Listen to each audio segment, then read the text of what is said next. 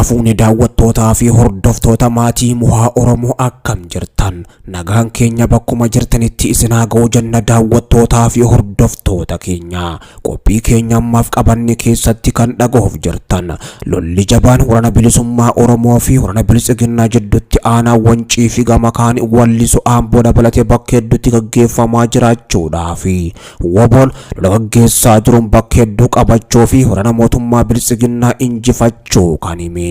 Waraanni maqaa opereeshinii farra riphee lolaa jedhuun Oromiyaa irratti labsame milkaa akka hin jirree fi kisaaraan guddaan mootummaa Bilisiginnaa irra akka ga'e kan saaxilame. Gama WBOtii fi Bilisiginnaa waan jiruuf waan jedhames gootuusaa qophii keenya ammaaf qabanne kana keessatti dhageessu.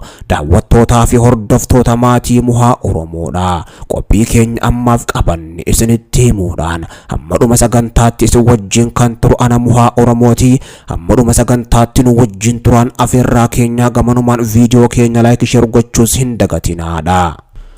Lolli jabaan waraana bilisummaa Oromootii fi waraana Bilisiginnaa jidduutti aanaa Wancii dabalatee bakka hedduutti gaggeeffamaa jira. Waraanni bilisummaa Oromoo boon duula ergamtuu diinaa qulqulleessu jechuudha waraana Bilisiginnaa wajjin gaggeessaa jiruun aanicha keessaa waraana Bilisiginnaa barbadeessuun guutumattuu baasee jiraachuunsaa beekamee jira. Lola kana WBOn erga waraana Bilisiginnaa buufata isaanii irraa immoo buqqisee booddee buufataalee meeshaa waraana Bilisiginnaa ammoo sakattaamanii guutumattuu ammoo meeshaaleen achi keessa jiran xiqqaarraan gurguddaatti ammoo mooraa qabsoo bilisummaa Oromootiif galii ta'ee jiraachuu ajajaa WBO naannichaatis himanii jiru. Waraanni bilisummaa Oromoo boon daandii Wallisoo fi gama kaaniin Amboo guutumattuu sakattaa jiraachuus himee jira. WBOn lola gaggeessaa jiru kana ammoo magaalaa Wallisoo fi Amboorraa kiiloomeetira 5 irrattis lola jabaa gaggeessaa jiraachuus himaa jira. Kana malees ammoo bakka fi Shaambuu gidduu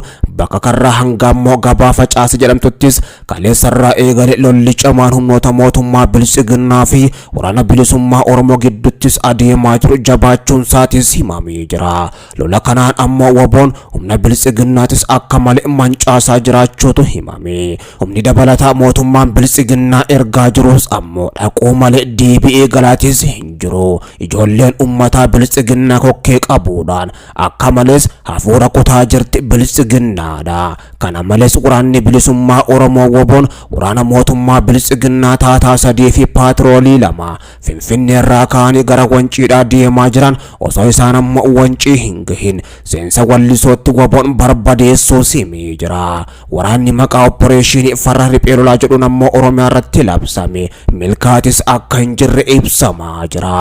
Waraanni bilisummaa Oromoo boon gama isaatiin duula isa gubbatti baname ofirraa qolachaa jiraachuudhaa fi waraana mootummaan bobbaase irratti ammoo injifannoo gonfataa akka jirus beeksisee jira. Waraanni bilisummaa Oromoo Oromiyaa keessatti ammoo ballachuun isaa yaaddoo guddaa mootummaa Itoophiyaattis ta'ee jira. Sababbii kanaanis mootummaan Itoophiyaadhaa humnoota waraana biyyattii qindeessuudhaan ji'a tokko keessatti waraana bilisummaa Oromoo balleessina jedhee Oromiyaa keessattis waraana adeemsisaa jira. Mootummaan Itoophiyaadhaa duula farra riphee lolaa jedhe kanaaf ammoo loltoota isaa kutaalee Oromiyaa waraanni bilisummaa Oromoo keessa sochootti ammoo geejjibsiisaa jira. Mootummaan Bilisiginnaa tibba kana humna waraanaa konkolaataa 20 ol giddu galeessa Oromiyaa aanaa Dagaamii fi gama kaaniin lixa Oromiyaa Naqamtee qobsiisee akka jirus ibsamee jira. Humnoonni waraana mootummaa Oromiyaatti bobbaafaman waraana bilisummaa Oromoo waliin ammoo lolas adeemsisaa jiraachuu odeeffannoon gama dubbii himaa idil addunyaa waraana bilisummaa Oromootii fi qondaaltota raayyaa ittisa biyya irraa baajirus ammoo mul'isaa jira. Waraanni bilisummaa Oromoo boon duula baname qolachuudhaan waraana mootummaan bobbaase irrattis injifannoo gonfatee akka jirus ibsaa jira. Dubbii himaan idil addunyaadha.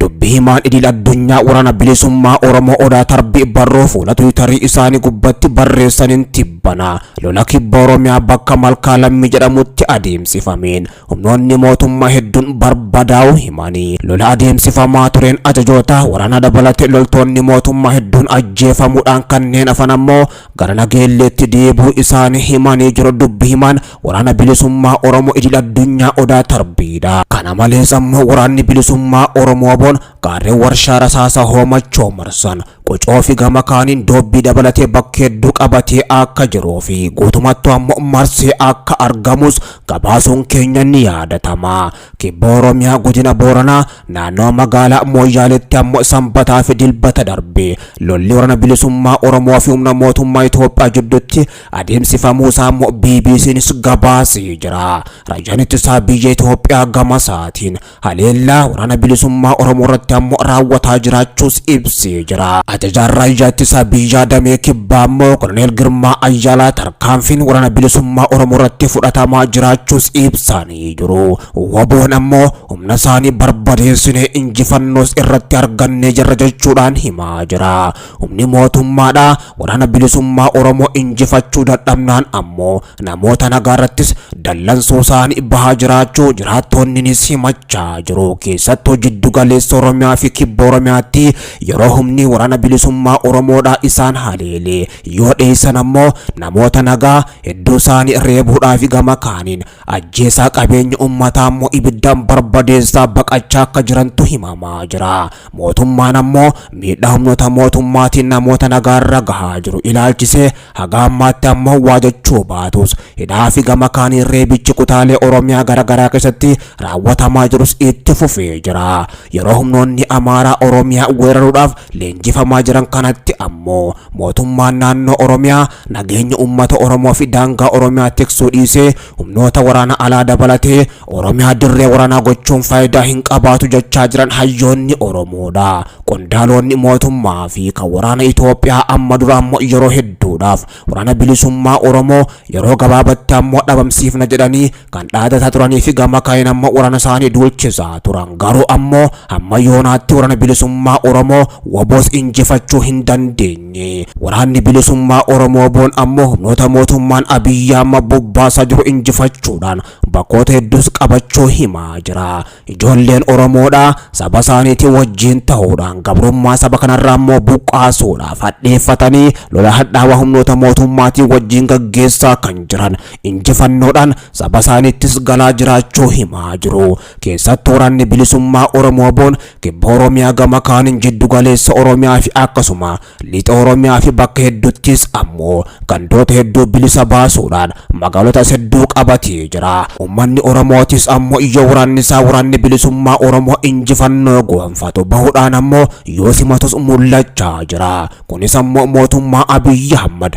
akka malee dallansiisaa akka jirutu himamaa jira. Uummanni Oromoodha bakka waraanni bilisummaa Oromoo isa bira geetti ammoo simannaa ho'aa gochuudhaan mootummaa Abiyyi Ahmadis dallansiisaa jira. Kan mootummaan Abiyyi Ahmad uummanni keenya yeroo kanatti lubbuurra hamma lukkuutti ammoo nu wajjin jira jechuudhaan itti dhaadachaa ture. Waboon ammoo bakka qabate maratti uummanni Oromoodha lubbuurra hamma sangaatti bahuudhaan waraana isaa simatee waraana isaatiif ammoo sangaa qaruudhaan yoo simatullee mul'achaa jira. Humni mootummaa Abiyyi Ahmad kan badiidhaaf bobbee ammoo maqaa shiftaa balleessina jedhuun maqaa ABO shanee jedhuun uummata nagaa hedduus ajjeesanii qabeenya uummataatis hedduu saamaa turanii. Waboon ammoo humna shiftaa mootummaa Abiyyi Ahmad kana barbadeessu malee taa'umsi hin jiru jechuudhaan uummataa wajjin humna mootummaan Abiyyi Ahmad bobbaasaa jiranii fi gama kaaniin kaadiroota ganda keessaas qulqulleessuu gubbatti argama. Lixa Oromiyaa dabalatee gama kaaniin jiddu galeessaa fi kibba akkasumatti illee baha Oromiyaatti